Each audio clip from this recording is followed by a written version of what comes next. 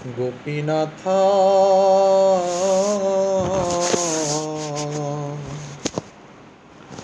আমার উপায় নাই, তুমি কৃপা করি আমারে ইয়লে, তুমি কৃপা করি আমারে লইলে সংসারে উদ্ধার পাই। গোপীনাথ পড়েছি মায়ার ফেরে, ধন দ্বারা সুত ঘিরেছে আমারে, ধন দ্বারা সুত ঘিরেছে আমারে, কামেতে রেখেছে যে রে।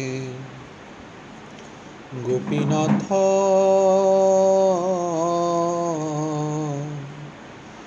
মন যে পাগল মোর, নামানে শাসন সদা অচেতন, নমানে শাসন সদা অচেতন, বিষয়রে এছে ঘোর। গোপীনাথ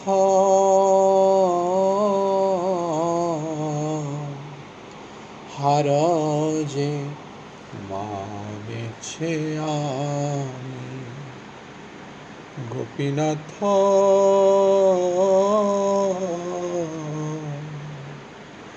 হার যে মানেছে আমি। অনেক যতন হইল বিফল,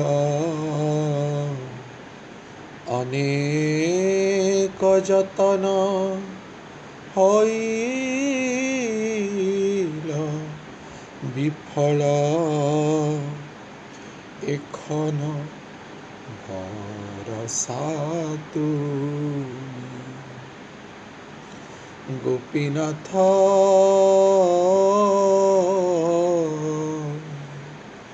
কে মনে হইবে গতি, প্রবল ইন্দ্রিয় বশী ভূত মন, প্রবল ইন্দ্রিয় বশী ভূত মন, না ছাড়ে বিষয়রতি। গোপীনাথ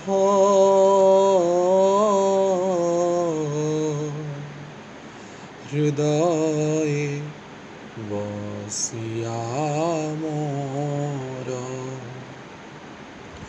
মনকে সমিয়া লহ নিজ পানে, মনকে সমিয়া লহ নিজ পানে, ঘুচিবে বিপদ মোর,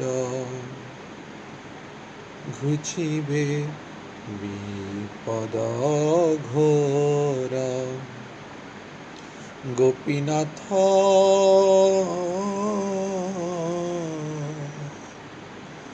অনাথ দেখিয়া মোরে, গোপীনাথ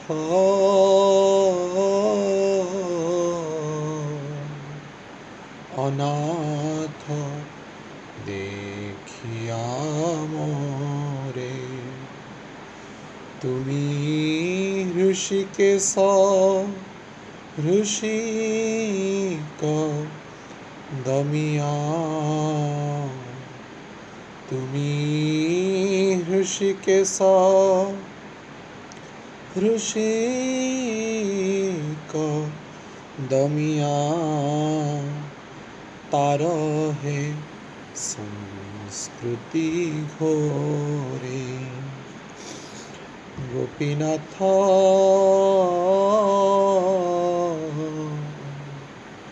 गलाय लेंगे फाश गोपीनाथ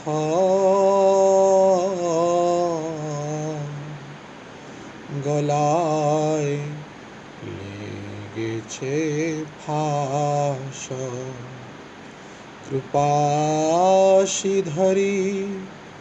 বন্ধন ছেদিয়া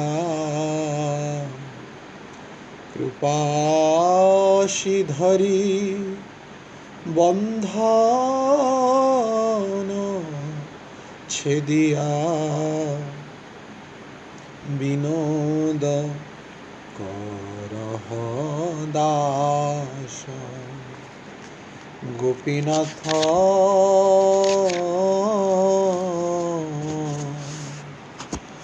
মম নিবেদন শুণ গোপীনাথ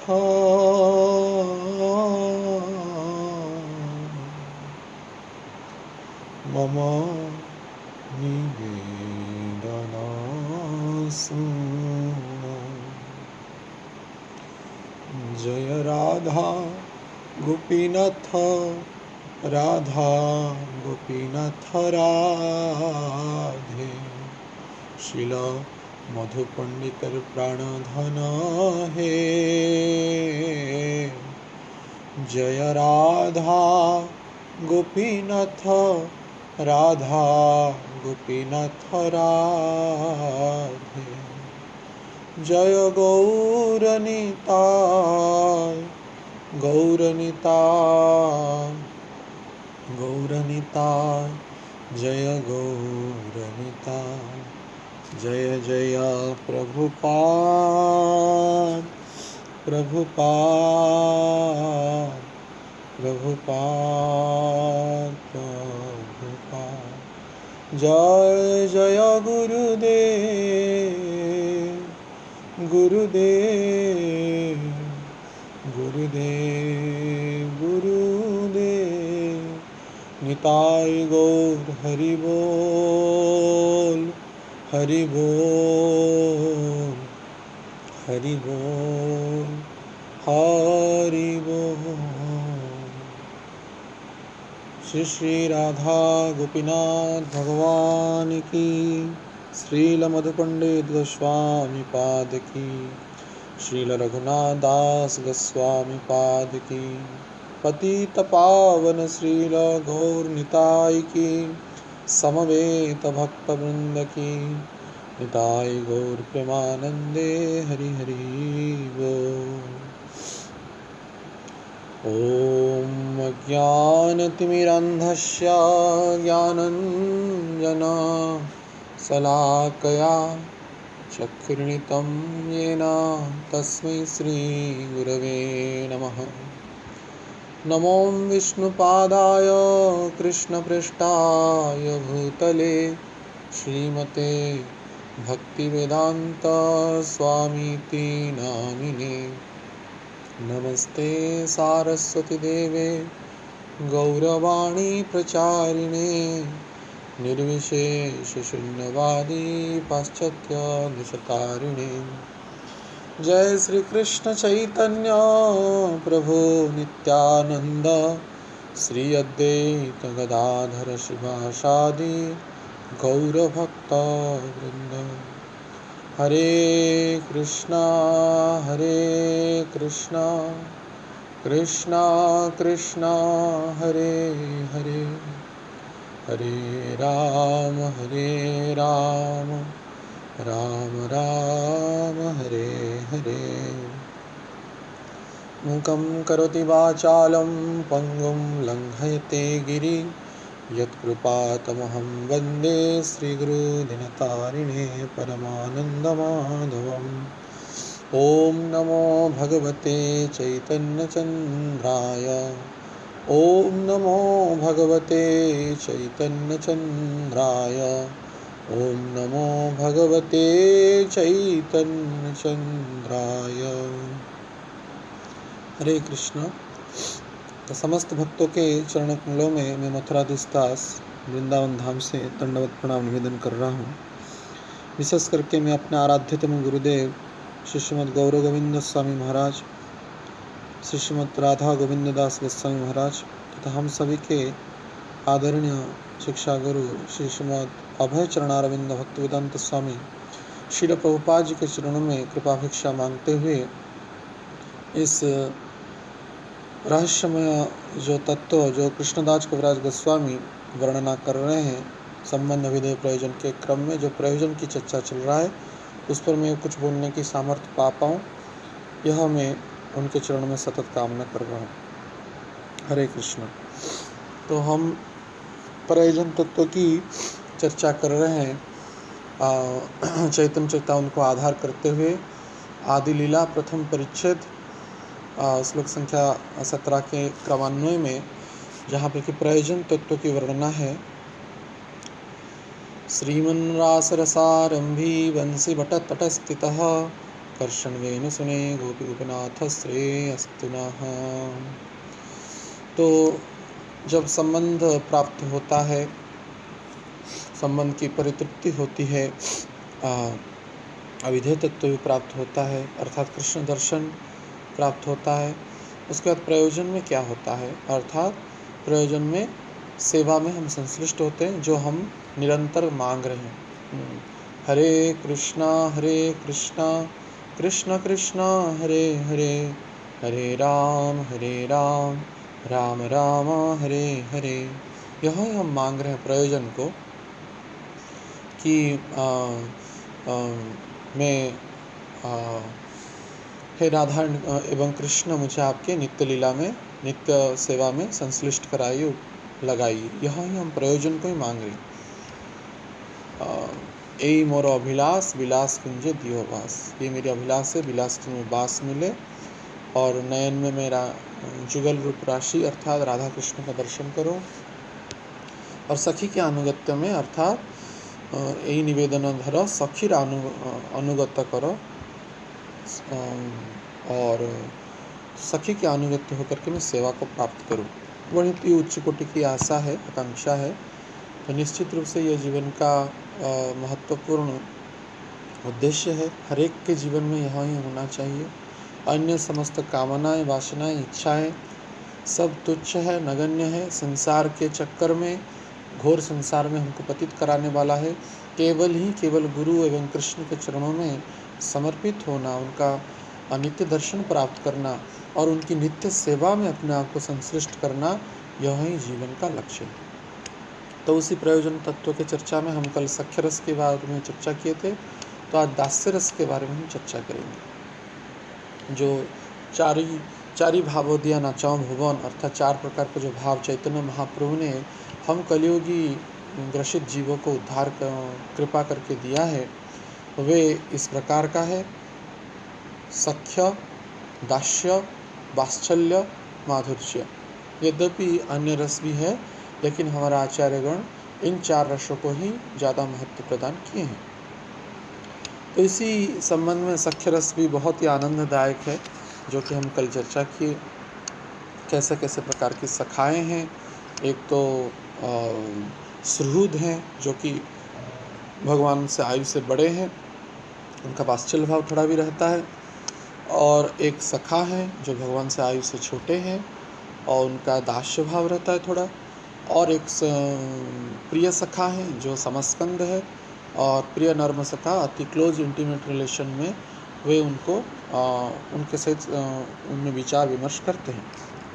उसमें भी चीट, बिटअप आदि विविध प्रकार का जो पंच श्रेणी, उसकी भी हमने चर्चा किया। तो दास्य श्रेणी भी बहुत ही अनेक प्रकार का दास्य है, तो हर एक को हम चर्चा नहीं करेंगे। तो मूलतः दास्य रस क्या है, इसको पहले समझते हैं। दास का अर्थ है कि ये दास्य रस एक ऐसा रस है, हर एक रस में ये दास्य रस समाहित है। ऐसे कि क्योंकि भगवान षडाश्चर्य परिपूर्ण भगवान कृष्ण है, सर्वोत्तम आराध्य हैं, अग्रगण्य हैं, पूजनीय हैं, विश्ववंदित हैं, सर्वेश्वर हैं, परात्पर हैं, परम ब्रह्म हैं, जगतेश्वर हैं और त्रिभुवन के ईश्वर है हम सभी के, हर एक जीवात्मा के, चाहे बद्ध जीव हो, नित्यबद्ध हो, नित्य मुक्त हो या साधन सिद्ध हो, कृपा सिद्ध हो, कोई भी हो, हर एक के भगवान आराध्य है, भगवान हर एक के स्वामी है। हाँ, तो ये दास्य भाव हमेशा ही रहता है। ऐसा कि अन्य रसों में भी, अन्य संबंध में भी दास्य रस रहता है। जैसे कि सख्य रस में, सख्य रस का यद्यपि समस्कंद भावना है, तुम्ही कौन बड़ो लोग तुम्ही आमशौम, लेकिन फिर भी दास्य भाव रहता है क्योंकि भगवान सर्वेश्वर है। जैसे कि उदाहरण स्वरूप मानो कभी कभार बलराम सख्य भाव में आमोद प्रमोद करते हैं, लेकिन अगर बलराम जी में और कृष्ण में कोई मतांतर होता है, कोई चर्चा को लेकर के, कोई विषय को लेकर के, तो अंतिम में विजय कृष्ण का ही होता है क्योंकि भगवान ईश्वर है। तो उनकी, कृष्ण की बात को हर एक को मानना ही पड़ता है। जैसे कि हम चर्चा करेंगे अगर वात्सल्य रस में भी एक पिता माता आयु में बड़े हैं, सभी में बड़े हैं, सबसे गरियान है, पिता माता अग्रगण्य है, लेकिन फिर भी कृष्ण क्योंकि सर्वेश्वर है, क्योंकि मूलभूत उनका ऐश्वर्य चाहे प्रदर्शित हो या ना हो, लेकिन मन मस्तिष्क ऐसा होता है, भगवान का हम दास हो ही जाते हैं और उनकी बात को मानना ही पड़ता है। उदाहरण स्वरूप नंदा आदि गोपों ने जैसे कि परंपरा के क्रम में इंद्र पूजा का आयोजन कर रहे थे, तो सब उसमें व्यस्त थे, सब उसमें रति थे और समस्त व्यवस्था किया जा रहा था। लेकिन भगवान कृष्ण ने जब कहा नहीं आप इंद्र पूजा मत करिए, तर्क किया, समझाया और गिरिराज जी की पूजा करने के लिए बोले। गिरिराज जी और ब्राह्मण और गाभी, ये तीनों की पूजा करने के लिए वे बोले, ना कि इंद्र की। तो सदियों से आने वाला परंपरा को नंद उपानंद आदि वयोवृद्ध ज्ञानवृद्ध जो भी ब्रजवासी थे, वरिष्ठ थे, अग्रगण्य थे, कृष्ण बालक थे, छोटे थे, लेकिन उनको मानना ही पड़ा क्योंकि स्वतः ये सैद्धांतिक बात तो कहे ही, अपितु वे षडाश्चर्य से परिपूर्ण भगवान है और उनका हर एक दास है, चाहे कोई उनका पिता भी उनका दास है, उनका माता भी उनका दास है, उनका सखा भी उनका दास है, तथा उनकी सखी या राधा रानी भी नित्य दासी है। तो यह दासत्व जो भाव है हर एक में है, इसलिए कहा गया है जीवेर स्वरूप होए कृष्णर नित्य दास। नित्य हम भारतवासी हैं, ना हम उत्तर प्रदेश के वासी हैं, ना हम उड़ीसा के हैं, ना हम बंगाल के हैं, ना हम अमेरिका के। प्रभुपाद जी हमेशा कहते थे you are not American, you are not Indian, you are not Australia. जो भी हो, देश के क्रम में, काल के क्रम में, स्थान के क्रम में, अवधियों के क्रम में, मत के क्रम में और अन्य अन्य विषय वस्तु के क्रम में हम यद्यपि हम अपने आप को परिचय देते हैं। कोई कहता है मैं पुरुष हूँ, कोई कहता है मैं नारी हूँ, कोई कहता है मैं क्लीब हूँ, कोई कहता है मैं बालक हूँ, कोई कहता है मैं ब्रह्मचारी हूँ, कोई कहता है मैं गृहस्थ हूँ, कोई कहता है मैं वानप्रस्थी हूँ, कोई कहता है मैं सन्यासी हूँ, कोई कहता है मैं ब्राह्मण हूँ, कोई कहता है मैं क्षत्रिय हूँ, कोई कहता है मैं वैश्य हूँ, कोई कहता है मैं शूद्र हूँ। लेकिन यह समस्त परिचय मिथ्या है और स्वल्प काल के लिए अपना परिचय को प्रदान करता है। जैसे कि प्रभुपाद जी उदाहरण देते हैं, किसी का नाम पद्मलोचन है लेकिन वो अंधा है, लेकिन पिता ने उसका नाम पद्मलोचन दे दिया। तो नाम रख देने से क्रियात्मक दृष्टिकोण से वो साधित नहीं हो पाता है, वो प्रमाणित नहीं हो पाता है। या जैसे प्रभुपाद जी ऐसा भी उदाहरण दिए हैं कि डॉक्टर का बेटा डॉक्टर नहीं होता है, कोई इंजीनियर का बेटा इंजीनियर नहीं होता है, या प्रधानमंत्री का बेटा भी प्रधानमंत्री नहीं होता है। हाँ, किसी किसी केस में होता है, लेकिन यह हमेशा होगा सर्वथा ये उपयोगी है, समय काल पात्र के अनुसार यह सर्वथा अनुचित है। इसीलिए हमारा परिचय एक ही है। क्या? गोपी भर्तु पद कमलयो दाशान दाशानुदाशः। हम सभी का परिचय दास का ही परिचय। तो हर एक रस में कहने का अर्थ यह है, दास रस हर एक रस में है, वात्सल्य में भी है, माधुर्य में भी है और सख्य में भी है। तो दास रस की भावना युक्त जो व्यक्ति होते हैं, माधुर्य रस में ऐश्वर्य मिश्रा माधुर्य हो या माधुर्य मिश्रा माधुर्य हो या पूर्ण परिपूर्ण माधुर्य हो, लेकिन दासरस हर एक में रहता है। उदाहरण स्वरूप दासरस का अगर ब्रज के दास और अन्य दासों की अगर विवेचना करें तो हम प्रवहित करते हैं, जैसे कि भगवान के जो सखा वर्ग हैं, जिसे हम कल चर्चा की थी, जो आयु में छोटे हैं, आयु में छोटे होने के कारण वो दास भाव को प्राप्त करते हैं। वो भगवान का दास भाव को इसमें मैंने मुख्यतः उनको दिखता है। कुछ कुछ ऐसे दास होते हैं, जैसे कि क्योंकि भगवान कृष्ण नंद महाराज के बालक हैं, यशोदा माता के पुत्र हैं, ब्रजेश्वर हैं, नंदनंदन श्याम सुंदर कृष्ण ब्रजेश्वर है, ब्रज के ईश्वर हैं, ब्रज के नंदन, ब्रजराज कुमार हैं। तो उनके नंद महल में वर्णना है, नित्य वृंदावन में तथा गोलोक वृंदावन में भी अनगिनत दास तथा दासियां हैं। जैसे ये दास लोग भी भगवान की सेवा को प्राप्त करते हैं। कभी कभार क्या होता है, दास अपने स्वामी की सेवा में संश्लिष्ट होते हुए कभी कभार स्वामी की भी अवज्ञा करता है। कैसे? ऐसे ब्रजमंडल में देखने को प्राप्त होता है। उदाहरण स्वरूप, जब भगवान सुबह उठ करके थोड़ा कलेवा खा करके माता का स्तन से पयोधर से दुग्ध पान करने के बाद तुरंत ही भाग जाते हैं सखाओं के सहित गौशाला में गोदोहन के लिए, जैसे हम चर्चा किए थे पहले दिन वृंदावन दर्शन में। तो भगवान गोदहन में इतने आनंदित हो जाते हैं, उनको सुरभि माता का स्पर्श, उनका दर्शन तथा उस अमृतमय दुग्ध को पान करके स्तनों से पयोधर से डायरेक्ट वो पान कर लेते थे। तो ऐसा आनंद और उसमें वे निमज्जित होते हैं। तो उनका जो दैनंदिन जो कर्म, इधर जब माता माने कृष्ण गोदहन के लिए जाते हैं, माता यशोदा रोहिणी आदि वे भगवान की स्नानयुक्त क्रिया अंगमर्जन आदि के लिए प्रस्तुत हो जाते हैं। अनेक यहाँ पे तो पंच उपचार, षोडश उपचार कहना अप्रामाणिक होगा। वो अनंत करोड़ों उपचारों से हम समझाने के लिए पंच उपचार, 16 उपचार, पंचामृत, पंचगव्य आदि आदि का उदाहरण दे सकते हैं। लेकिन अनगिनत असंख्य औषधियाँ, असंख्य अमृतमय जो धाराएं हैं, असंख्य प्रकार की उबटन है, असंख्य प्रकार की सुगंधित तैल है, वो भगवान के आंगन में अर्थात नंद महल के ब्रजराज के आंगन में भगवान। जैसे पहली बात यह है कि जो बाथरूम में जो स्नान करना, ये बाथरूम कहाँ पे होता नहीं था पहले काल में। जो बाथरूम कंसेप्ट है ये पूर्ण रूप से अप्रामाणिक है और वैदिक सिद्धांत से संश्लिष्ट नहीं। हमेशा खुले आकाश में स्नान करने के लिए कहा गया, अर्थात मलमूत्र का त्याग तथा स्नान खुले आकाश के नीचे होना चाहिए। मलमूत्र के परित्याग में, वर्ज में अनेक प्रकार का नियम है, उसको चर्चा करना वैधि भक्ति को हम यहाँ पे हमारा विषय वस्तु है नहीं। लेकिन स्नानयुक्त क्रिया भी ओपनली किया जाता है, अर्थात नारियों का जो स्नान जो स्थान है वो अलग रहता है और पुरुषों का स्नान वर्ग स्थान कहाँ पे भी हो सकता है, क्योंकि पुरुष को लज्जा धर्म का कोई पालन करने की आवश्यकता है नहीं।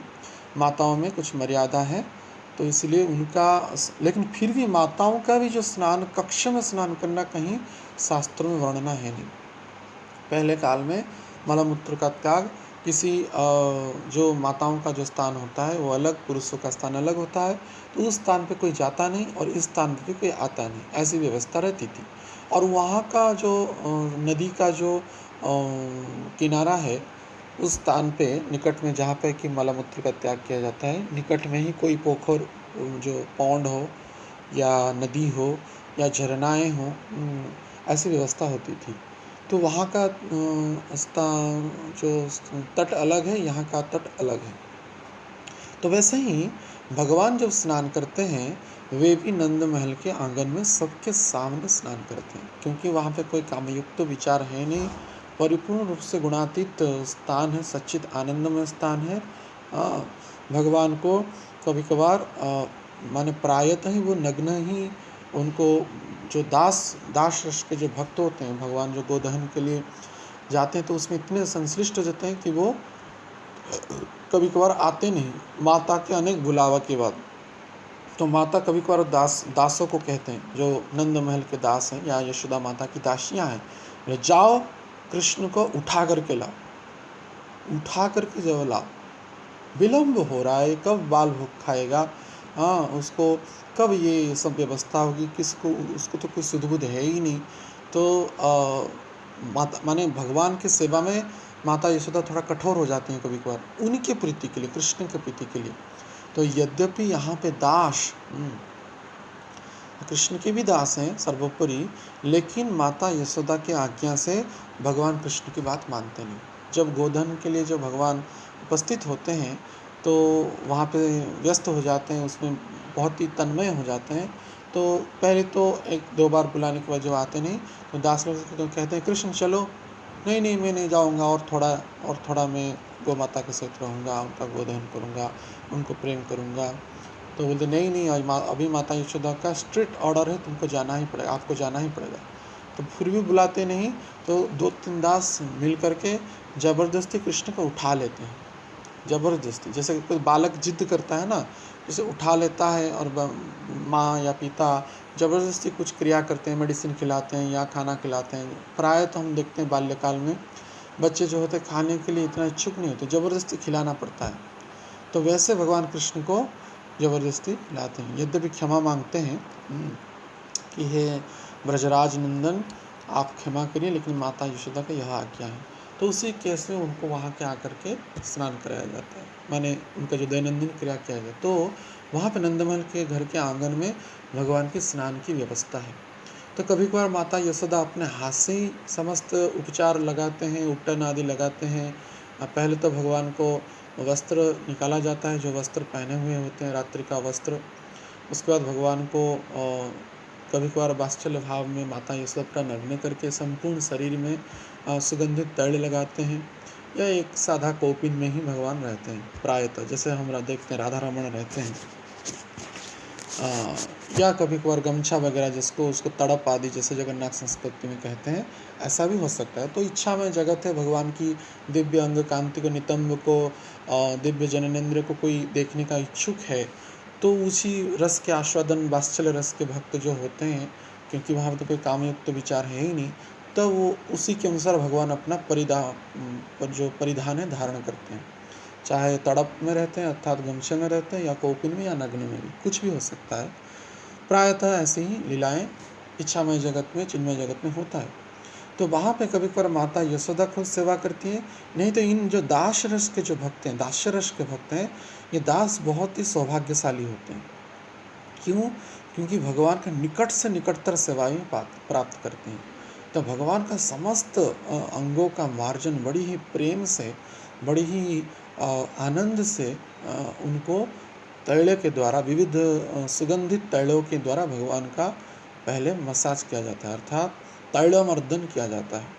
तैलमर्दन के उपरांत ये दास लोग जो होते हैं, जो दास्य रस के भक्त होते हैं, वे भगवान को उबटन लगाते हैं, विविध प्रकार के उबटन, जो आप जानते होंगे, माताएं लोग इसमें ज़्यादा ज्ञान होगा उनको, उपटन शास्त्रों में लिखा गया, उपटन लगाया जाता है, वे दास लोग ही लगाते हैं, क्योंकि माता यशोदा का और भी उसमें कुकिंग करना होता है। भगवान बाल भोग खाएंगे, माता यशोदा, राधा रानी, क्योंकि नित्य सहचरी वहाँ पे पत्नी है, गोलोक वृंदावन में राधा रानी भगवान की पत्नी है।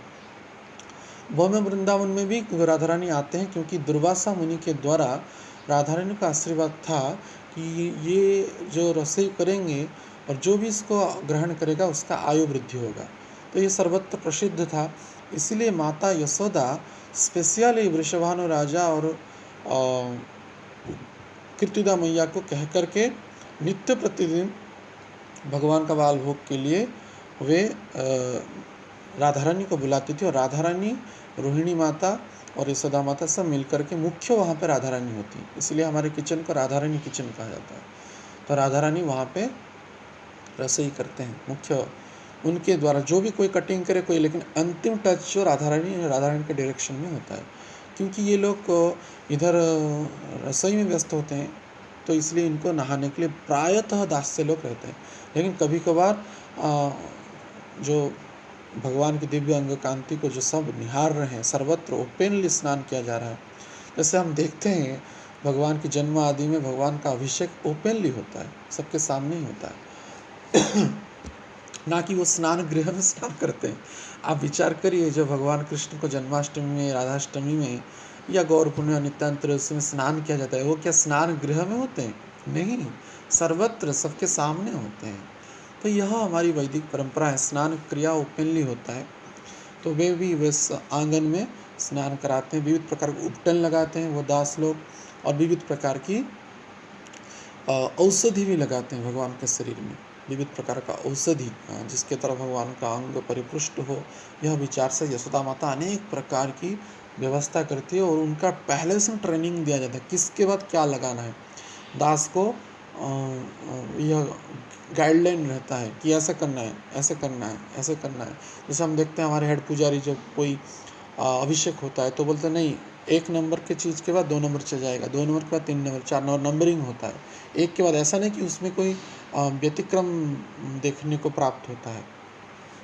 और कभी कभार माता यशोदा भी चेक करने के लिए आती, ठीक से हो रहा है या नहीं, मेरे आदेश के अनुसार, क्योंकि जो दास लोग हैं वे ठीक से भगवान को सेवा कर रहे हैं या नहीं, उसको निगरानी रखने के लिए बीच बीच में रसोई से बीच बीच में आती है। क्योंकि वैदिक परंपरा में ऐसे होता है, बीच में मैं अंतिम में वर्णना करूँगा कैसे, कहाँ पे भगवान जिस गृह पे वास करते हैं, कहाँ पे किस कोने में किचन है, कहाँ पे शयन घर है, वो डिटेल एक दिन प्रयोजन तत्व के लास्ट में चर्चा कर दूंगा। तो अभी नहीं करेंगे, उसको करेंगे तो प्रश्न बड़ा हो जाएगा। यहाँ पे हमारा विषय वस्तु दास्य भक्ति है, तो दास्य जो रस के जो भक्त हैं ऐसा। और बीच में राधा रानी छुप छुप के आकर के भगवान की दिव्य अंग कांति को दर्शन करते हैं। और इसी बीच में सखाएं जो होते, और कुछ दास लोग होते अत्यंत दैन्यता और किंकरता को प्राप्त करने के बाद अत्यंत अपने आप को विनम्र दास की कैटेगरी में, कोई स्वामीधीन होता है और कोई स्वामी पराधीन होता है। स्वामीधीन जो भक्त जो होते हैं वे अर्थात यशोदा माता नंद बाबा के आदेश से भगवान की सेवा करते हैं कुछ। और कुछ दास होते हैं, यद्यपि देखते हैं ना, मैंने बड़े बड़े घर में नौकर चाकर होते हैं, कभी कभार मालिक कहता है अरे ये बदमाशी करे, उसको खाने को मत देना खाने को, ऐसा कहते हैं। लेकिन कुछ कुछ जो पराधीन जो होते हैं वे यद्यपि उनके दास हैं, सर्वोपरि कृष्ण के ही तो दास हैं, इसलिए छुप करके उनको खाना खिला देते हैं। घर में देखें नौकर लोग भी आकर के छुप करके खिला, अरे बाबा खा लीजिए ना, नहीं मैं नहीं खाऊंगा, मम्मी ने मना किया है, तुम क्यों ला रहे हो छुपा करके, तुमको डांट पड़ेगी। अरे डांट पड़ने तो पड़ेगी, खा लो, तुमको भूखा देख के मैं सहन नहीं कर सकती। जैसे हम देखते हैं जब भगवान कृष्ण को माता यशोदा ने उदर में बांध दिए, तब कई गोपियां मना की और कोई गोपियां छुड़ाने के लिए विचार किए, और वहाँ पे बलराम जी दास्य भाव में आ गए, क्योंकि हैं तो उनके दास। गुरु पितु मातु न जानहु काहू, गुरु पिता माता आप ही मेरे हो तुम, गुरु पितु माता जाहु छड़ी कहीं त्यज पद जल जाता। तो ये भाव होने के कारण, कौन तुझे बांधा, मैं उसको तहस कर दूंगा, नाश कर दूंगा, ये करूंगा वो करूंगा, और मैं तुमको खोल दूंगा, कौन तुमको बांध सकता है। तब जो दास भाव परिप्रकाश हो जाता है कभी कभार। लेकिन माता यशोदा आकर के जब डांट फटकार दिए, तो बलराम जी का भी भगवत भाव और दास भाव दोनों ही चला गया, भाग गए। तो बोलते अरे कन्या, मैं तुमको हमेशा बोलता हूँ क्यों चोरी करते हो, तो चोरी करोगे तो दंड तो पाओगे ही, ऐसे कह करके मुँह दान करके चले जाते हैं। तो इस प्रकार के भी दास भाव के भक्त रहते हैं, जिसमें कभी कभार यशोदा माता का पूरा पक्का आज्ञा पालन करना। कभी कभार क्या होता है, कुछ दास के लोगों को स्ट्रिक्ट आदेश होता है यशोदा माता का, ऐसा ऐसे करना है, ऐसा ऐसे करना है, ऐसा ऐसे करना है। तो कृष्ण कहता है, अरे अरे सुनो ना, मुझे ऐसा करना है, ऐसा मत करो। नहीं नहीं, ये उपटन हो गया, कितना उपटन लगा रहे हो, अरे अंतिम एक उपटन लगा लीजिए ना। हे नंद महाराज के बालक, हे ब्रजेश्वर ब्रजनंदन ब्रजराज नंदन, आप लगा लीजिए ना। नहीं नहीं, मुझे लगाना नहीं, अरे छोड़ दो ना, बस हो गया, अभी हो गया, अभी स्नान करना है। बोले नहीं, माता यशोदा का आदेश है, लगाना ही पड़ेगा, मत सुनूंगा मैं तुम्हारा। ऐसा भी कुछ लोग होते हैं जो पूरा वो दास कृष्ण के आनंद के लिए, कृष्ण के प्रीति के लिए, माने अंतरंग आनंद के लिए, उनके हित के लिए व्यावहारिक रूप से कृष्ण की जो इच्छा होती है वो सुनते नहीं। और कुछ दास होते हैं, यद्यपि माता यशोदा का आदेश है कि ये है, ये है, तो कृष्ण कहते हैं, अरे छोड़ो ना, बस अब चलते हैं, हो गया, हाँ हाँ ठीक है, कौन देख रहा है, अभी चलते हैं, हाँ बस हो गया, जल्दी जल्दी स्नान कर लो, जल्दी जल्दी कर लो। दो प्रकार के भाव के, दास भाव के भक्त रहते हैं। तो नॉर्मली इनको यहाँ होता है, अनेक प्रकार की, विविध प्रकार की सेवाओं का हम यहाँ पे चर्चा नहीं कर सकते कम समय में, कैसे कैसे भगवान के जो माता यशोदा तो प्रेम से सब सैया को बिछाती है, लेकिन अनेक दास दासियाँ भगवान की महल की सेवा में रहते हैं, भगवान की समस्त व्यवस्था करते हैं, जल की, खाने की, पीने की, स्नान की, वस्त्र की, कौन सा वस्त्र भगवान पहनेंगे, और पूरा गाइडलाइन रहता है। हाँ, तो हो गया, तेल लगा दिए, स्नान किए, विविध प्रकार के पंचामृत से, फलों के रस से, विविध प्रकार के औषधियों से स्नान किए भगवान। तदुपरांत भगवान कौन सा वस्त्र पहने, भगवान का अंग को मार्जन किया जाता है, इसका भगवान को पोछा जाता है विविध कोमल तौलिया से, और दास लोग ही करते हैं प्राय। और तदुपरांत कौन सा वस्त्र पहने, कभी कभार माता यशोदा भी पहनाती हैं। इसका अर्थ है नहीं कि माता यशोदा वात्सल्य भाव नहीं करते हैं, प्राय तो वो करती हैं, लेकिन ये दास लोग भी बहुत उनको भी अवसर प्राप्त होता है। तो इसका अर्थ वे भी भगवान को श्रृंगार कराते हैं, भगवान को धोती पहनाते हैं, भगवान को कौन सा कमर में कमर पट्टी पहनेंगे, कौन सा बाजूबंद पहनेंगे, कौन सा हार पहनेंगे, क्या क्या क्या समस्त व्यवस्था माता यशोदा के डायरेक्शन के अनुसार, गाइडलाइन के अनुसार वे दास लोग करते हैं। तदुपरांत भगवान की जो सुवर्णमयी जो जहाँ पे बैठते हैं टेबल पे, जहाँ पे सब विविध प्रकार के करोड़ों व्यंजन वहाँ पे परोसा जाएगा। गोविंद लीलामृत नामक ग्रंथ में आप सुनेंगे और पढ़ेंगे तो आश्चर्यचकित हो जाएंगे। श्रील कृष्णदास कविराज गोस्वामी भगवान की बाल भोग की वर्णना करते हैं, अनगिनत असंख्य, मानो इतनी आइटम्स हैं वहाँ पे। तो सोचिए आप, नंद महाराज का आंगन कितना बड़ा होगा, डाइनिंग टेबल कितना बड़ा होगा, यह असीम है, अपरिमित है, और हमारे चिंता से बाहर, अचिंत्य भेदाभेद तत्व को प्राप्त करने वाला यह तत्व है।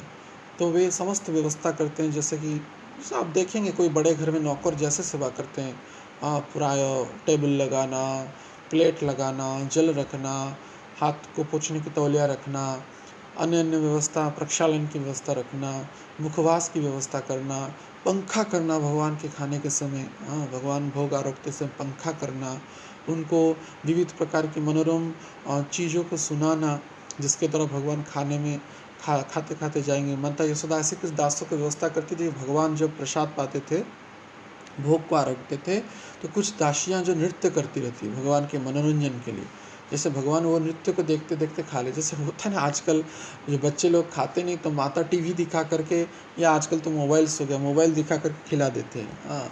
तो भगवान कृष्ण को भी कुछ मनोरंजन युक्त क्रियाएं, अर्थात दास दासियाँ जो होते हैं, नट होते हैं, या मागधबंधी आदि जैसे होते हैं, जो दास हैं, दास्य भाव के भक्त हैं, वे भगवान के सामने नृत्य प्रदर्शन करते हैं। कभी कभार चुटकुले सुनाते हैं, कभी कभार व्यंग्यात्मक कथा कहते हैं, कभी कभार भगवान के सौंदर्य की भी प्रशंसा करते हैं। भगवान तो भक्तारम यज्ञ तपसाम सर्वलोक महेश्वरम, तो भगवान को वेदगर्भ अनेक स्तुतियों से स्तुति किया गया, उत्तम उत्तम श्लोकों से उनको स्तुति किया गया है, इसलिए उनका नाम है उत्तम श्लोक। तो अनेक अनेक उत्तम श्लोकों के द्वारा जो दास लोग हैं भगवान की स्तुतियाँ करते हैं। कहते जय हो कृष्ण तुम्हारा जय हो, नंद महाराज के बालक की जय हो, यशोदा माता के बालक का जय हो, ब्रजेश्वर ब्रजराज नंदन कृष्ण की जय हो, यमुना के बिहार में विचरण करने वाले कृष्ण की जय हो, बंसी बजाने वाले कृष्ण की जय हो, करोड़ों कामदेव के सौंदर्य को विलज्जित करने वाले कृष्ण की जय हो। ऐसे अनेक अनेक अनगिनत नामों से अनेक अनेक नाम रूप गुण लीला चरित्र को वे नित्य गान करते रहते हैं। भगवान जब भोग को प्राप्त करते, भोग आरोपते हैं। तदुपरांत तो भगवान सख्य भाव में गोचारण के लिए चले जाते हैं निर्दिष्ट वन में जहाँ पे व्यवस्था होती है। बीच में माता यशोदा कुछ दास, यहाँ पे दास का भाव है, सिर्फ दास पुरुष नहीं, दासी भी होते हैं, दासी भी दास भाव के होते हैं। ऐसा सिर्फ पुरुष वर्गों के नहीं कहा गया है। यद्यपि आध्यात्मिक जगत में पुरुष स्त्री की कोई विवेचना है नहीं, लेकिन फिर भी हमको समझाने के लिए, आपको समझाने के लिए हम कह रहे हैं। तो वैसे दासियाँ भी कुछ होते हैं, पर कुछ दास भी होते हैं भगवान के लिए। जैसे टिफिन लेते हैं ना, तो माता यशोदा कहाँ पे आज कृष्ण जब गए हैं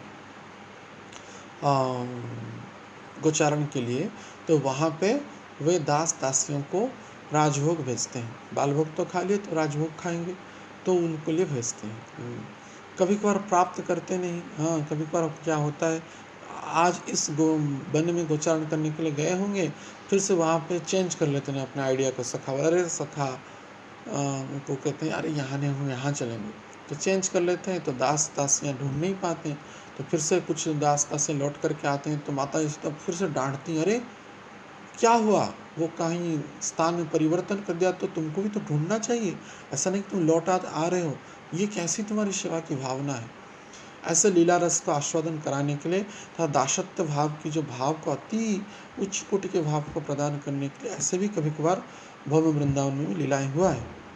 तो वे दास दासियाँ भगवान के सेवा के लिए, ऐसे भगवान के लिए विविध प्रकार के व्यंजन प्रस्तुत करके वे लेकर के जाते हैं।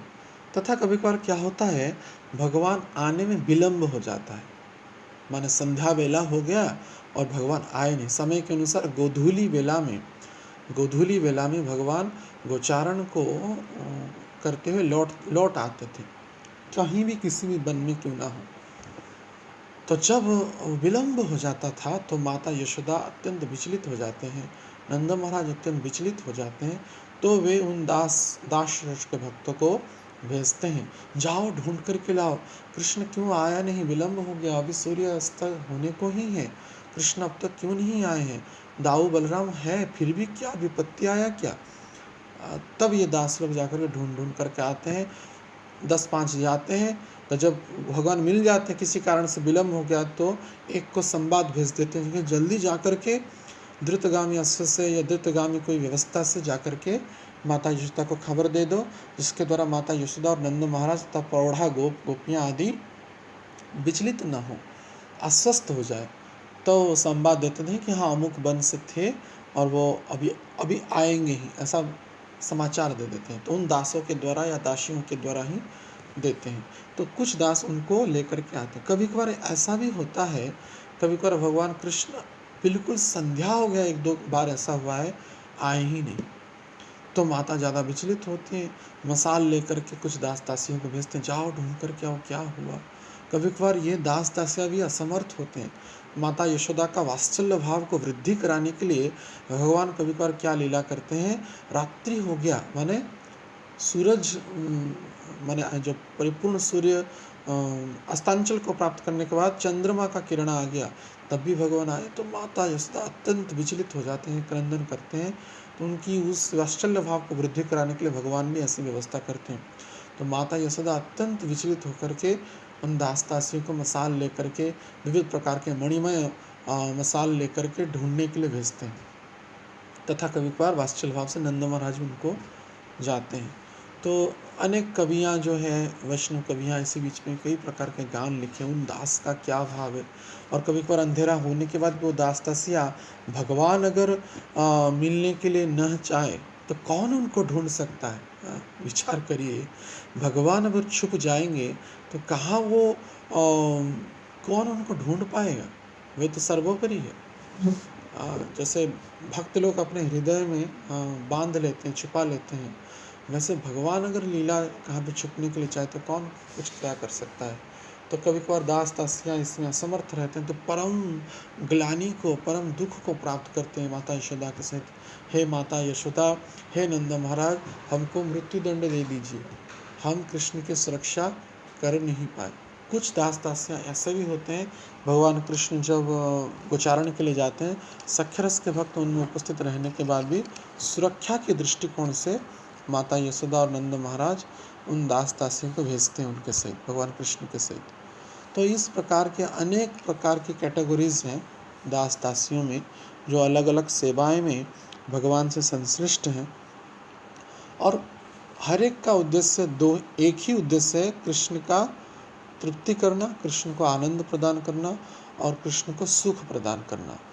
कोई कोई होता है माता यशोदा और नंद महाराज के या अन्य वयोवृद्ध ज्ञानवृद्ध जो प्रौढ़ा गोप गोपियों के माध्यम से वो सेवा करते हैं, या कुछ कुछ होते हैं जो भगवान कृष्ण के डायरेक्ट दास होते हैं।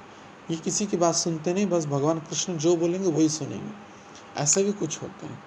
तो इस प्रकार के दास्य भाव के भक्त, बहुत विविध प्रकार के भक्त हैं। उनका श्रेणी जो कैटेगरीज बहुत प्रकार का, इसलिए उसको अलग अलग शब्द के अनुसार हमने चर्चा नहीं किया उस दास श्रेणी के जो भक्तों के बारे में। तो वास्तविक किसी अगर व्यक्ति का, किसी साधक व्यक्ति का इस प्रकार का भाव है, इच्छा है, तीव्र अभिलाषा है, तो वे भी इस प्रकार की भाव को, अर्थात भगवान कृष्ण के अंग को मार्जन करने की, भगवान कृष्ण को तैल लगाने की, भगवान कृष्ण को उपटन लगाने की, भगवान कृष्ण को स्नान कराने की, भगवान कृष्ण को वस्त्र पहनाने की, भगवान कृष्ण को कभी खिलाते हैं भी, कुछ दास खिला लेते हैं, दासियाँ कुछ होते हैं, वो करने की, विविध प्रकार के फूल, या भगवान माता यशोदा जो श्रृंगार करते हैं, अनेक फूल माला भी बनाते हैं, कुछ विविध प्रकार की सुगंध, तो वे भी कुछ दास दासियाँ उसमें नियुक्त होते हैं। हर एक कार्य में, जल लाने में, रसोई करने में भी अनेक दास दासियाँ व्यस्त होती हैं। जैसे साधारणतः एक बड़े घर में देखेंगे नौकर चाकर हर एक कार्य में लगे रहते हैं, ऐसा नहीं कोई पर्टिकुलर चीज़ को करते हैं। जो घर के सबसे लाडला बालक है तो उसके लिए तो घर मानो उथल पुथल होता रहता है, तो वो जो चाहे तो मानो स्वर्ग से चंद्रमा को भी ले आओ तो कहे तब भी लाना पड़ता है, ऐसी जिद करते हैं जैसे हम देखते हैं व्यावहारिक जीवन में। तो वैसे भगवान कृष्ण तो सबके लिए लाडले हैं, विशेष करके नंद महाराज और यशोदा माता की, रोहिणी आदि की। तो उन दास दासियाँ ही वास्तविकता रूप में जो डायरेक्ट जो सेवाएं हैं वे ही करते हैं। मार्गदर्शन नंद महाराज का, यशोदा का, या कभी कभार बलराम की भी, अनेक बलराम के अनुगत दास हैं, हर एक के दास हैं, ऐसा नहीं कि श्री बल सुदाम आदि के भी दास दासियाँ हैं। तो इसी क्रम में, कृष्ण के क्रमान्वय में हम इसको समझ सकते हैं। लेकिन यहाँ पे हर एक, चाहे वो श्रीधाम का दास हो, चाहे यशोदा माता का दास हो, या नंद महाराज का दास हो, या राधा रानी का दासी हो, या वृषभानु या कृतिदा मैया की दास दासियाँ हो, हर एक का उद्देश्य है कि कृष्ण की प्रीति विधान करना, हर एक का उद्देश्य है कृष्ण की सेवा करना, हर एक का उद्देश्य है कृष्ण को आनंद प्रदान करना। यह ही दास भाव का परिचायक है। तो हम क्या कर रहे हैं जड़ ब्रह्मांड में? अगर हम अपने आप को तृप्ति करना चाहते हैं, हमारे शरीर को, हमारे मन को, हम अपने पूजा प्रतिष्ठा को प्राप्त करके हम आनंदित होते हैं, इससे क्या होता है, हम आनंदित होते हैं, या अपने शरीर के संबंधी व्यक्तियों को आनंद प्रदान करना चाहते हैं, तो हम वास्तविक कृष्ण के दास हैं नहीं, हम माया के दास हैं, हम अपना खुद का दास हैं। तो इसलिए जीव को यह जो जन्म जन्म से माया का दासत्व कर रहा है, अपनी साधारण पूजा प्रतिष्ठा, धन, ऐश्वर्य, राग, द्वेष, अहंकार, दंभ, अभिमान आदि को प्रदर्शन के लिए, तो उस दासत्व को पूर्ण रूप से त्याग करते हुए कृष्ण का दास को स्वीकार करना चाहिए। इसलिए हमारे गुरु महाराज कहते हैं जीवन का सबसे बड़ा जो कोई टाइटल है, ब्रह्मांड का सबसे बड़ा कोई टाइटल है, वो है दास। इसीलिए वैष्णवीय दीक्षा में जब हरिनाम संस्कार या जो भी मंत्र दीक्षा होती है या शिक्षा गुरु दीक्षा गुरु के माध्यम से, तब क्या होता है, उनको एक टाइटल दिया जाता है, उनको एक संज्ञा दिया जाता है, वो है दास। क्योंकि वात्सल्य रस में, सख्य रस में, माधुर्य रस में तथा दास रस में, हर एक में दासत्व भाव है ही है। माधुर्य में दास छुपा हुआ है, वात्सल्य में भी दास है, सख्य में भी दास है, लेकिन दास में सब कुछ नहीं कहा जा सकता, लेकिन दास जो भाव है हर एक भाव में है। तो इसलिए जीव का यह मौलिक स्वरूप है, इसलिए कहा गया जीवेर स्वरूप है कृष्णेर नित्य दास। तो यह दासत्व संबंध को स्वीकार करते हुए महाप्रभु भी वही बात बोले, गोपी भर्तो पदकमलयो दासानु दासानु दास। तो ये दास भाव हर एक में है, होना ही चाहिए। माया का दासत्व खुद का और संबंध परिजन पति पुत्र या परिवार के दासत्व को अस्वीकार करते हुए, परित्याग करते हुए कृष्ण का दास तथा शुद्ध भक्त गुरु का दास बनना चाहिए। तब जाकर के हम इस जीवन के अंत में शायद भगवान की कृपा कटाक्ष से संबंध की परिपूर्णता होगी, अविधेय की परिपूर्णता भी होगी और प्रयोजन की परिपूर्णता भी, इस दास भाव में हम भगवान की सेवा को प्राप्त करेंगे। हरे कृष्ण कृष्ण कृष्ण हरे हरे, हरे राम राम राम हरे हरे। किसी का प्रश्न है तो पूछिए। हरि बोल।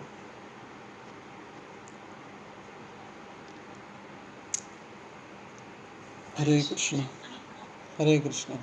जी आप पूछिए, ज्ञानी कृष्ण आप पूछिए। हाँ बोलिए। हरे कृष्ण। नमस्कार। मैं पूछना चाह रहा था प्रभु जी, हाँ आपने बोला जो भगवान का रसोई है उसमें नित्य जो भी रसोई बनता है उसको फाइनल टच राधा रानी ही देती है। हाँ भगवान तो बड़े हैं राधा रानी से, राधा रानी का जन्म तो बाद में हुआ भगवान से। नहीं राधा रानी का जन्म पहले हुआ। हाँ, राधा रानी जब जन्म हुई वो आंख बंद करके रखी थी, मानिए भौम्य वृंदावन की बात कहता हूँ, ना कि नित्य लीला की। आंख बंद करके रखी थी, सभी विचलित थे क्यों ये आंख नहीं खोल रहे हैं। तो जब, क्योंकि ये विचार किए थे कि इस पहले देखूंगा तो श्याम सुंदर को ही देखूंगा। तो राधा रानी के जन्म उत्सव में जब भगवान कृष्ण का भी जन्म हुआ, 1 साल तक ऐसे रही। तब नंद महाराज और यशोदा माता गए थे बरसाना, तब उन वैसे ही स्वतः भाव में जब बच्चे को देखने के लिए कृष्ण भी थे यशोदा माता की गोदी में, तो जब भगवान कृष्ण सामने आए तो राधा रानी ने आँख खोल दिया और यह व्यवस्था होता है। यह ब्रह्म वैवर्त पुराण में लिखा गया है। दोनों का जो डिस्टेंस है, हाँ, जो नंद बाबा रहते हैं वो स्थान अलग है और मैं यहाँ की इसी वृंदावन, हाँ भौम्य वृंदावन की, तो उसमें देखते हैं कि नंद बाबा का स्थान अलग है, हाँ, राधा रानी का स्थान अलग है। तो ये कैसे संभव हो पाया कि भोजन जो है फाइनल टच फिर भी राधा रानी ही देती है? हाँ, क्योंकि ये यहाँ ही भौम्य वृंदावन होते हुए भी ये दिव्य है।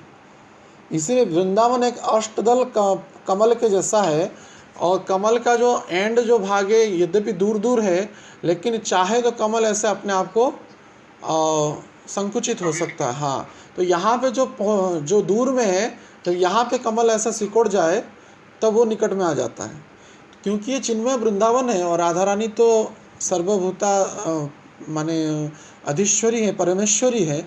तो स्वतः इच्छा से ही ये सब कुछ हो जाता है। जैसे आप देखेंगे आज के समय में जो अष्ट सखियों का गांव है, दूर दूर है, बहुत दूर है।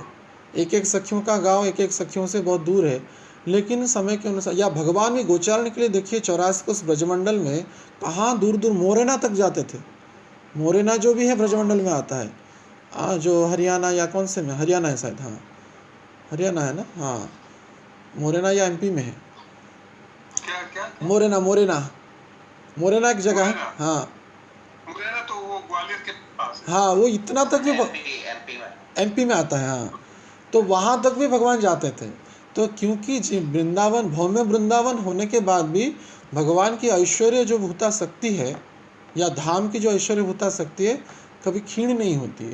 तो इच्छा मात्र से ही वहाँ पे पहुँच जाते हैं, और ऐसा कोई प्रश्न भी नहीं करता कि राधा रानी आप कैसे आ गए बरसाना से, क्योंकि हर एक की जो मूड होता है कृष्ण की सेवा करना। मनुष्य में संसात्मक दृष्टि होता है, इसलिए भगवत तत्व की सेवा में मानो कोई विचार करेगा आज जन्माष्टमी इसी टाइम में पहुंचना है, बिफोर टाइम भी पहुंच गया तो हम पूछते प्रभु जी इतना जल्दी कैसे आ गए, ऐसा पूछते हैं। वहाँ पे कोई पूछता नहीं, क्योंकि सबको अनुराग है कृष्ण की सेवा करने की। अरे यथा मुझे तो और भी 2 घंटा पहले आना चाहिए था, मैं तो विलम्ब हो गया, बिफोर टाइम आने के बाद भी। हाँ अगर जल्दी पहुंच गए तो पूछते हैं। वहाँ पे खुद व्यक्ति बोलता है कि मैं और भी लेट हो गया, सर और भी जल्दी पहुँचना चाहिए था। तो यह भाव होता है, इसके कारण राधा रानी हमेशा ही रहते हैं और हर एक क्रिया में, भोग में, विशेष करके किचन व्यवस्था में यशोदा माता विशेष अनुरोध किए थे, इसलिए। ठीक है, हरे कृष्ण। हाँ, अमित कृष्ण पूछिए। हरे कृष्ण प्रभु जी, प्रणाम। हरे बहुत ही कृष्ण। सुंदर हाँ आज का व्याख्यान था प्रभु जी। मेरा आपने जैसे बताया कि भगवान की विशेष प्रकार की सेवाएं रहती हैं, डिफरेंट डिफरेंट सेवाएं रहती हैं, वस्त्र पहनाना, भोजन बनाना और उपकरण लगाना, कई विशेष सेवाएं। पर प्रभु जी अभी मेरा एक ये है जिज्ञासा है कि जैसे कुछ सेवाएं ऐसी हो जाती हैं अभी टेम्पल में, इस जगत में, जैसे कि हम इतने दिन से जुड़े हुए मंदिर में, मुझे वो सेवा दे दिया उन्होंने, मैं अभी नया भक्त को ये सेवा पकड़ा देता हूँ। तो ऐसी भावना क्यों हमारे, इवन मेरे अंदर भी आती है इतने दिन से मुझे ये क्यों सेवा दे दी, तो मैं उसको दे देता हूँ। ऐसे जबकि आपने बताया, कल भी इसमें डिस्कशन हुआ था कि सारी सेवाएं भगवान को एक्सेप्टेबल, सारी मतलब भगवान को बहुत प्रिय है। तो हमारे भाव में ऐसा हमारे क्यों ऐसा हो जाता है? नहीं, ये बद्ध जीव का स्वभाव है, ऊंचा बड़ा, छोटा बड़ा, कम ज़्यादा, यह जो विचार है यह जो बद्ध जीवों में है, इसलिए इस प्रकार की भावना आती है। लेकिन भगवान की सेवा में चाहे कोई पुजारी आरती कर रहा है, जैसा महत्व है, उसी मंदिर का कोई मार्जन भी कर रहा है, मैला साफ कर रहा है, उसका भी सेम महत्व है। या ऐसा भी हो सकता है भगवान जो झाड़ू करने वाले व्यक्ति को आगे उद्धार कर लेंगे, पुजारी वैसे ही गर्भ अहंकार में रह जाएगा, यह भी हो सकता है। तो ये जड़ता के कारण इस प्रकार का ज्ञान होता है, अपरिपक्व बुद्धि का यह परिचायक है। लेकिन भगवत धाम में हर एक कार्य नित्य होता है, शाश्वत होता है, चिन्मय होता है, और हर एक कार्य का महत्व, हर एक सेवा का महत्व समपरिमाण से तदुर्ध उन्नत स्थिति में विचार किया जाता है। उदाहरण रूप से भौतिक क्षेत्र में हम देख सकते हैं, कितना भी बड़ा मशीन हो, करोड़ों रुपया का कोई मशीन हो, लेकिन एक छोटा सा नॉट भी उसमें अगर ठीक से फिट नहीं होगा तो वो मशीन चलता नहीं है। यद्यपि आप एसी की व्यवस्था कर ले, बड़े बड़े इंजीनियर आ जाएं, या समस्त प्रकार के करोड़ों प्रकार की सोने का भी उसमें इक्विपमेंट लग जाए, चांदी हीरे का भी इक्विपमेंट लगा ले, लेकिन एक छोटे से नट के कारण वो मशीन चलता नहीं। तो इसका अर्थ है वो छोटे का नट का भी महत्व उस मशीन में है। भौतिक क्षेत्र में भगवान ये प्रदर्शित करते हैं, है या नहीं? तो हर एक क्षेत्र में हर एक कार्य का महत्व, कोई भी कार्य असंपूर्ण को असंपूर्णता को प्राप्त करता नहीं। तो इसलिए महत्वता जो हम कम ज़्यादा बड़ा छोटा, ये भौतिक विचार है, क्योंकि ये जड़ बुद्धि के कारण है। इसलिए ये विचार से मुक्त होते हुए भगवान के आदर्श को देखना चाहिए। इसलिए भगवान ने चप्पल की सेवा लिया था राजस्व यज्ञ में, चप्पल रखते थे या झूठन उठाते थे या सबकी चरण को धोत करते थे।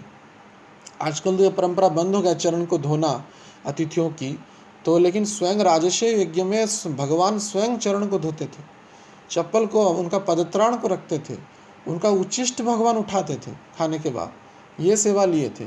तो भगवान अपने जीवन में इसको आचरण करके दिखाएं। चैतन्य महाप्रभु कहाँ पे बैठे? चप्पल के पास बैठे। प्रकाशानंद सरस्वती जब सन्यासी को सभा बुलाए थे, वे चप्पल के पास बैठे, ना कि अपना सिंहासन की कोई अपेक्षा की। आजकल ऐसा होता है, हम तो नाम नहीं लेंगे, एक मंदिर की प्रतिष्ठा हो रहा था, बड़ा मंदिर की, तो बड़े प्रमुख व्यक्ति को बुलावा गया था। किसी कारण से हम लोग वहाँ पे पहुँच नहीं पाए, माने जाम हो गया और फ़ोन भी लगा रहे नहीं लग रहा है। तो वे एयरपोर्ट में आकर के रुके और विचार किए कि अरे मुझे कोई वेलकम करने के लिए आया नहीं, तो गुस्सा हो गया और वहाँ से चले गए, क्रोधित होकर के भगवान का प्राण प्रतिष्ठा उस समय योगदान नहीं दिए। तो ऐसा जड़ता की बुद्धि है, यह अत्यंत कुत्सित और निम्न विचार है, ऐसा बिल्कुल नहीं करना चाहिए। भगवान के दृष्टिकोण में हर एक विचार या हर एक सेवा ऊंची कोटि की ही सेवा है। सबसे प्रेम की सगाई है, प्रेम है या नहीं वो देखते हैं भगवान, छोटा बड़ा नहीं देखते हैं। प्रभु जी, इसी प्रश्न से भी एक और, जैसे आपने बताया प्रेम, तो कभी कभी कोई सेवा ने एक्सेप्ट कर ली, बट उस सेवा में मन नहीं लग रहा, ये मन है नहीं, प्रेम अलग है, मन अलग है। मन अलग है, प्रेम अलग है। मन नहीं आता है, ठीक है, मन तो दुष्ट है ना, मन दुष्ट है, लेकिन प्रेम प्रेम में, और मन प्रेम आत्मा से आता है, ना कि मन से आता है। लेकिन मनुष्य विचार करता है कि प्रेम मन से आता है, बुद्धि से आता है, अहंकार से आता है। नहीं, सूक्ष्म शरीर से या स्थूल शरीर से कभी भी प्रेम नहीं निकलेगा। प्रेम केवल आत्मा का परिचायक है, चेतना का परिचायक है, कॉन्शियसनेस का परिचायक है। तो प्रेम आता है वही। या जड़ जगत में विचार करते हैं, कोई कहते हैं मेरा एक गर्लफ्रेंड है, बॉयफ्रेंड है, उससे मेरा प्रेम है। प्रभुपाद जी बोले ना, this is not love, this is lust. तो प्रेम आत्मा से आता है, ना कि मन से आता है। तो इसीलिए यहाँ पे एक गुरु की आवश्यकता है। जहाँ पे ऐसा मन विचलित हो तो अपना शिक्षा गुरु का संपर्क करना चाहिए, या जो गुरु वर्ग है, तो वे इसको क्लियरेंस करेंगे और उसी के अनुसार उसको सेवा प्रदान करेंगे और उसको समझा लेंगे। ठीक है, ठीक है। हरे कृष्ण, हरे कृष्ण। और किसका प्रश्न है? हरे कृष्ण माता जी। हरे कृष्ण प्रभु हरे कृष्ण, हरे कृष्ण। दंडवत प्रणाम। बोलिए माता जी। प्रभु जी, आपने कहा कि गोविंद लीलामृत में भगवान के काफी सारे पकवान के नाम हैं। हाँ, राधा रानी बनाती थी, तो कुछ एक दो पकवान के नाम बताइए जिससे हम भी भोग लगाएं अपने भगवान को। कुछ डिफरेंट हो जो हम लोग ना बनाते हो उन्हें। नहीं, प्रायतः तो माने वैष्णव लोग बनाते ही हैं। वहाँ पे मालपुआ का भी बनना है, जो मुझे स्मरण है, मालपुआ का भी बनना है, जलेबी की वर्णना है, अनेक प्रकार के पिष्टक की वर्णना है, अनेक प्रकार की खीर की वर्णना है, अनेक प्रकार की सब्जियों की वर्णना है, अनेक प्रकार की मिठाइयों की वर्णना है। एक एक बाकी गोविंद लीलामृत का अलग जब चर्चा होगा, उसमें कई प्रकार की विचार आएगा, किस दृष्टिकोण से होना चाहिए, कैसा भाव रहता था रोहिणी माता का, यशोदा माता का, श्रीमती राधा रानी का। तो ये हम देखें, कोई आचार्य वर्ग हैं जो बोले आपको कुछ करने की आवश्यकता नहीं। मैं सुना हूँ गौरवंद महाराज से, तो बोलते थे कि आप बस रसोई करो भगवान के लिए, बस इसी में गोलोक वृंदावन चले जाएंगे। तो ये आइटम बनाना है और प्रेम से भगवान का नाम करते करते इसको बनाइए। तो ऐसा करते थे। बाकी जो हमारे श्रील प्रभुपाद जी हमारे परंपरा में दिए हैं, प्रायतः सेम ही आइटम, लेकिन कई प्रकार के स्थान काल पात्र के हिसाब से, जैसे रोटी की वर्णना वहाँ पे है नहीं। हाँ, पूरी है। कुछ स्थान काल पात्र के हिसाब से प्रभुपाद जी इतना स्ट्रिक्ट नहीं किए। जैसे कुछ जो शास्त्रोक्त खाद्य माने जो जैसे जगन्नाथ मंदिर में कुछ रसोई होता नहीं, वे सब वर्णना वहाँ पे, जैसे गाजर है, बीट है, या कुछ आइटम्स हैं जो कि वहाँ पे भी बनना है नहीं, वैदिक परंपरा से युक्त है नहीं। इसका अर्थ वो गोलोक वृंदावन में है नहीं शायद, लेकिन फिर भी प्रभुपाद जी ने स्थान काल पात्र के हिसाब से सर्व कृष्ण समर्पण होकर के इसको ग्रहण करेंगे। सात्विक श्रेणी में अगर आता है तो इसको ग्रहण किए हैं। लेकिन जो आइटम्स हैं प्रायतः है, लेकिन और भी बहुत विविध है। उसको डिटेल अगर हम गोविंद लीलामृत में जाएंगे तो उसमें चर्चा कर सकते हैं। ठीक है, मनोहर लड्डू है। हाँ, आप पढ़े हैं गोविंद लीलामृत राधिका मोहन प्रभु? जी, आपके मार्गदर्शन में ही पढ़ी थी वृंदावन में। वही तो, जब आपके साथ रहा। हाँ, बहुत सुंदर उसमें वर्णना है कई सारे आइटम्स की, जो बहुत अच्छा उसको समझ सकते हैं, और इच्छा करे तो उसको करना चाहिए भगवान कृष्ण के लिए। हरे कृष्ण, हरे कृष्ण। और किसका प्रश्न है? प्रभु जी हरे कृष्ण। हाँ प्रभु जी, दंडवत प्रणाम। प्रभु जी, मेरा एक क्वेश्चन है, जो भगवान वृंदावन में जो भी राक्षसों का लीला होता है, जैसे भगवान राक्षस को मारते हैं, तो गोलोक वृंदावन में भी एक्चुअली होता होगा, तो क्या मानसिक में होता है, ये कैसे होता है? नहीं, सर्वोपरि यह बात है, प्रायतः गोलोक वृंदावन में राक्षस वध की लीला नहीं होती प्रायतः। लेकिन कभी कभार, जैसे हमने यहाँ पे 4 रसों को ही आस्वादन कराए हमारे आचार्य वर्ग, इसलिए हमारे आचार्यगण इसको ज़्यादा चर्चा नहीं किए हैं। लेकिन वास्तविकता में कभी कभार भगवान को भी वीर रस के आस्वादन करने को इच्छा होती है। लज्जा रस भी है, जो अनेक रसों की वर्णना है, 12 रसों की, उसमें से हम 4 को ही ग्रहण किए हैं। बाकी जो 8 रस हैं वे भी भगवान कभी कभार उसको आस्वादन करने की इच्छा करते हैं। रेयरली होता है, लेकिन होता है। तब क्या होता है, भगवत इच्छा से, या कृष्ण भगवान की सखाएं विचार करते हैं, अरे कृष्ण हमेशा तो बांसुरी बजाता है या कुछ लड़ाई मुक्का मुक्की भी कर सकता है ऐसा भगवान की सखाओं को इच्छा होती है। हाँ, या कभी कभार क्या होता है, भगवान के सखा भगवान से जीतने की इच्छा करते हैं तो लड़ाई में भगवान के सखा जीत जाते हैं तो हमेशा चिढ़ाते रहते हैं, अरे तू तो कुछ नहीं कर सकता कृष्ण, तू तो इससे हार गया है। तो भगवान भी उनको दिखाने के लिए, उन सखाओं को उस सख्य भाव को और भी आमोद और प्रमोद प्रदान करने के लिए ऐसे असुरों का सृष्टि करते हैं गोलोक वृंदावन में भी। तो वहाँ पे उन सखाओं को चितपटांग करने के लिए कि मैं कितना वीर हूँ, वो दिखाने के लिए भी भगवान उनसे युद्ध करते हैं और उनको मारते हैं वहाँ पे, या उनको परास्त करते हैं। लेकिन यह वास्तविकता में देखा जाए तो प्रश्न उठेगा, तो वो असुर कहाँ से आए? क्योंकि वो चिंतामणि धाम है, चिंता मात्र से वो प्रकट हो जाएंगे।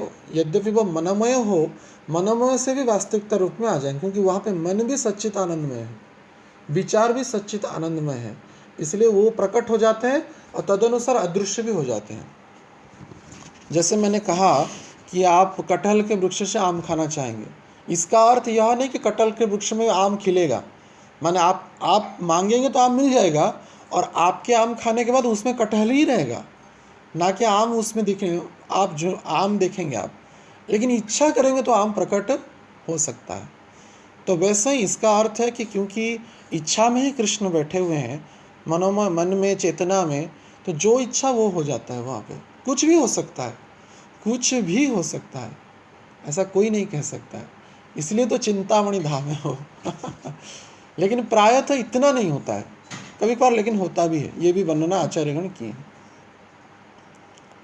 ठीक है, तो आप लेके जा रहे हैं ना फिर राधा कृष्ण बोल बोल बोलो रे शवाय, तो जब राधा कृष्ण बोलेंगे तो लेके चलना ही पड़ेगा बस। आप बोलेंगे ना बोले, आप अगर चाहेंगे तो हो जाएंगे जो भी राधा कृष्ण बोलते हैं, और संगे चलो कहते ना, संगे चलो, आओ मेरे साथ आओ, इसका अर्थ भक्तिविनोद ठाकुर कह रहे हैं कि राधा कृष्ण बोलो तो मैं हाथ बढ़ा रहा हूँ, मेरा हाथ पकड़ लोगे तुम। वहाँ पे पकड़ने के, चिपकने के लिए आचार्यगण से और हमारे भक्तगण से चिपकने के लिए, उनका पीछे पीछे आने के लिए यहाँ ही रास्ता है, यहाँ ही सर्वोत्तम औषधि है, सर्वोत्तम विचार है और सर्वोत्तम उपाय है। बस नाम लेना है तो पकड़ लेंगे निश्चय आचार्यगण लेके जाएंगे, इसमें कोई संशय है नहीं। लेकिन हमको निरपराध रूप से और निष्काम रूप से भजन करना है। इच्छा है तो ये चार रस को पाने की इच्छा करना चाहिए, सख्य वात्सल्य दास्य माधुर्य को, यही इच्छा है और कुछ इच्छा नहीं। संसार की इच्छा छोड़ेंगे तो भगवान वृंदावन ले जाएंगे, संसार की इच्छा करेंगे तो फिर से संसार में धकेलेंगे तो इच्छा से मुक्त होना चाहिए। ठीक है, हरे कृष्ण। Thank you. हरे हाँ, इसी प्रश्न से निमाइशन प्रभु प्रश्न से स्मरण आता है कि बृहद भागवतमृतम में वर्णन करता है ना सनातन गोस्वामी पाद की, अक्रूर की लीला भी होती है, अक्रूर भी आता है ग्रह रस का अनुभव कराने के लिए। निश्चय निश्चय, और ले जाते हैं कृष्ण को, और 2 महीने बाद ही फिर कृष्ण वापस आ जाते हैं। तो वहाँ ये सब भी चलता रहता है, निश्चय, अलग अलग रसों के आस्वादन, क्योंकि वो तो इच्छामय जगत है, चिंतामय जगत है। ऐसा भी होता है कि किसी भक्त को लगता है कि भगवान कृष्ण है नहीं, अक्रूर लेके चला गया, और किसी प्रांत में गोलोक वृंदावन ऐसा भी होता है भगवान कृष्ण है, ऐसा भी होता है। करोड़ों लीलाएं हो सकते हैं। देखिए ना, द्वारका में भगवान हर एक पुत्र के पास, हर एक पत्नी के पास अलग अलग लीला कर रहे थे। तो सेम कृष्ण अलग अलग जगह पे, अलग अलग स्थानों पे अलग अलग लीला कर सकते हैं। इसलिए हम चिंता में जो भी सोच सकते हैं सब कुछ हो सकता है गोलोक वृंदावन वैसे चिंता से परे है, और चिंता में जो भी आता है सब कुछ हो सकता है, कुछ भी हो सकता है। एक लीला में ऐसा हुआ, भगवान कृष्ण, एक सखा विचार किया कि कृष्ण तुम तो महापुरुष बने, पुरुष बने, एक चर्चा करते हैं, तुम तो वृंदावन में इतना लीला किया, कभी कभार राधा रानी को मनाने के लिए तुम स्त्री भी बन गए, हाँ, और तुम तो परम पुरुष हैं हो ही, लेकिन कुछ क्लीबों का ये दुख है जो तुम्हारे जन्म उत्सव में ताली बजा करके नृत्य करते थे, जो व्यावहारिक शब्द में हिंजड़े कहते हैं जिनको, यानी क्लीब वर्ग हैं, तो तुम तो वो बने नहीं, मुझे इच्छा कि तुमको वो रूप में देखूं। तो भगवान उन सखा के सुख के लिए वो सा भी रूप धारण करते हैं, और इतना हास्य परिहास होता है और भगवान को चिढ़ाते हैं। भगवान भी माने एक प्रकार के क्या बोलते हैं, उस भाषा में स्लांग लैंग्वेज की यूज करते हैं। ब्रज में तो स्लांग लैंग्वेज चलता है। तो जैसे कि व्यवहारिक दृष्टिकोण में गलत बात को कहना या उनकी पत्नी को आक्षेप करके या उनको करते, वो बहुत ही उच्च कोटि की चर्चा करते हैं वहाँ पे। ये भी हो सकता है, इच्छामय जगत है, चिंतामय जगत है, कुछ भी हो सकता है। इसलिए यहाँ पे जहाँ पे मजबूरी है, इस जगत में मजबूरी है, यहाँ पे व्यवस्था को करना पड़ता है, इसलिए वहाँ पे जल्दी जाना है तब जा कर के सबसे मुक्त हो जाएंगे। ठीक है, हरे कृष्ण। ठीक है, अगर और किसी का प्रश्न है तो बोलिए। तो जी आपने बोला कि सब कुछ चिंतामणि है वहाँ पे, तो राजा रानी जब बनाती हुई चिंतामणि की चीजों को बनाती हुई, जब भगवान खाने वाला गाजर नहीं होता होगा तो कैसे होता? नहीं, निश्चित रूप से चिंतामणि धाम है, लेकिन फिर भी भगवान की, और ये वास्तविक, ये तो चमत्कार ही है। कम ही समय में, क्योंकि वहाँ में तो काल है नहीं, काल भी वहाँ पे है नहीं कि समय 9 बज गया अभी भोग लगना है, ऐसा भी नहीं है। तो स्वतः ही वो अपराकृत और चिन्मय जगत है, इसलिए वहाँ पे राधा रानी खुद जब बनाते हैं तो उसमें हर एक कण कण में कृष्ण का, मतलब राधा रानी का प्रेम का रस अप्लावित रहता है। तो इसलिए उसको बनाने में उनको अलग आनंद मिलता है, इसलिए वे खुद बनाते हैं, भौम वृंदावन में बनाते हैं। या कभी कभार भी ऐश्वर्याभूता शक्ति से कभी कभार हो गया, अरे कृष्णा आगे वस्त्र पहन लिए, अभी स्वतः ही योग माया क्या करते हैं, राधा ने ऐसे करते करते करोड़ आइटम हो जाता है, इच्छा करे तो क्योंकि ऐसा राधा रानी को दुख देख, अरे मुझे तो और भी 50 आइटम करने थे, अभी हुआ नहीं, कैसे करूं, तो विचार मात्र से ही वो हो जाता है। ऐश्वर्य हमेशा रहता है, माने भगवत ऐश्वर्य रहता है भगवत धाम में, लेकिन फिर भी व्यक्तिगत रूप से उसको करने में एक अलग आनंद मिलता है, इसलिए करते हैं। और बाकी राधा रानी का कभी चूक नहीं होता है, वो निर्दिष्ट समय में निर्दिष्ट आइटम बना ही लेते हैं। उनका हमारे काम में चूक है, उनके काम में कोई चूक है नहीं इसलिए वो बनाते हैं, समय के अनुसार सब कुछ ठीक ही होता है। तो जैसे आपने बताया था कि यहाँ के भगवान आते हैं तो यहाँ का फ्लेवर दिखाते हैं थोड़ा बहुत, जैसे जसलमिया थक गई या भगवान जगन्नाथ को पता लग गया, तो यहाँ के जो समझाने के लिए वहाँ नॉर्मल गाजर भिंडी जो बनता था वो होता होगा, या फिर थोड़ा सब कुछ चिंतामणि था भौम वृंदावन नहीं बताने की, थोड़ा समझ में आया सबको? नहीं, यहाँ की लीला में कुछ फर्क है, क्योंकि ये इसलिए तो कहा गया कि परकिया रस जहाँ ब्रजते प्रचार। यहाँ पे मजबूरी है, यहाँ पे बंधन है, माने राधा रानी भगवान कृष्ण को मिलने के लिए छुप के आने पड़ता था, बहाना बना करके जटिला कुटिला को आँख में धूल डाल करके आना पड़ता था, इसलिए तो इसमें अलग आनंद है। यहाँ पे थोड़ा मजबूरी है, यहाँ पे संकोचता है, यहाँ पे कुछ कंडीशन है, लेकिन वहाँ पे कुछ है नहीं वहाँ पे।